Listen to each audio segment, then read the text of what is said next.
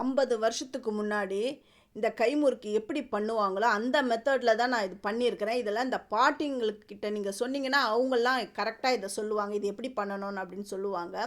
இதுக்கு வந்து உளுந்தே சேர்க்க மாட்டாங்க.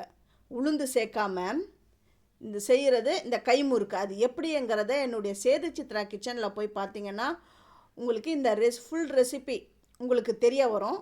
அப்படியே சப்ஸ்கிரைப் பண்ணாதவங்க ஃபஸ்ட்டு பார்க்குறவங்க சப்ஸ்கிரைப் பண்ணுங்கள், ஆல் என்ற ஆப்ஷனை தொடுங்க. அப்போ தான் நான் போகிற ஒரு வீடியோவுடைய நோட்டிஃபிகேஷனும் உங்களுக்கு காட்டும். அந்த காலத்தெல்லாம் உளுந்தே சேர்க்க மாட்டாங்க. ஆனால் கிறிஸ்பாக சூப்பராக இந்த கைமுறுக்கு பண்ணுவாங்க. ஒரே ஒரு சின்ன சீக்ரெட் இன்க்ரீடியன்ட்ஸ் அதை சேர்ப்பாங்க. அது என்னன்றதை என்னுடைய வீடியோவில் போய் பார்த்தீங்கன்னா தான் உங்களுக்கு தெரிய வரும். அதுவும் இல்லாமல் இந்த கைமுறுக்கு சுற்றுறது வந்து ரொம்ப ரொம்ப ஈஸி.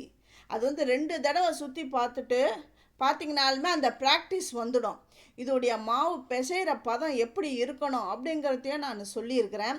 நீங்கள் போய்ட்டு ஸ்கிப் பண்ணாமல் நீங்கள் போய் பாருங்கள்.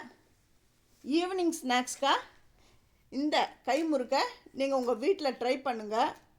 கிட்ஸ்லேருந்து பெரியவங்க வரையும் எல்லாருக்குமே ரொம்ப ரொம்ப பிடிக்கும்.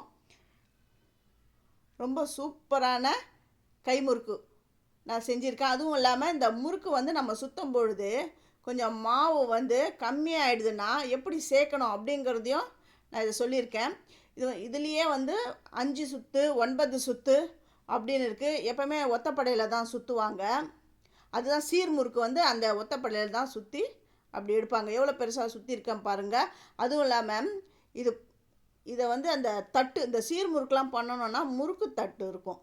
அது எல்லா கடையிலையும் விற்கிது, பாத்திர கடையெல்லாம் விற்கிது. நீங்கள் போய் கேட்டிங்கனாலுமே சீர்முறுக்கு தட்டு கேட்டிங்கனாலுமே அவங்க கொடுப்பாங்க. அந்த தட்டில் தான் அந்த கைமுறுக்கை செய்வாங்க. செஞ்சுட்டு அதை அப்படியே அந்த பெரிய கடாயில் அந்த தட்டோடு அப்படியே விடுவாங்க.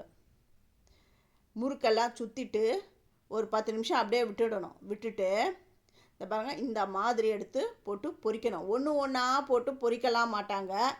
இந்த மாதிரி 4-5 எடுத்து அப்படி எடுத்து போட்டு பொரிப்பாங்க. கடன்னு இது வேலை முடிஞ்சிடும். என்னென்னா அரிசி வந்து ஊற வச்சு அரைக்கிற டைம் தான். இந்த பொரிக்கிறதெல்லாம் டக்குன்னு பொரித்து எடுத்துடலாம்.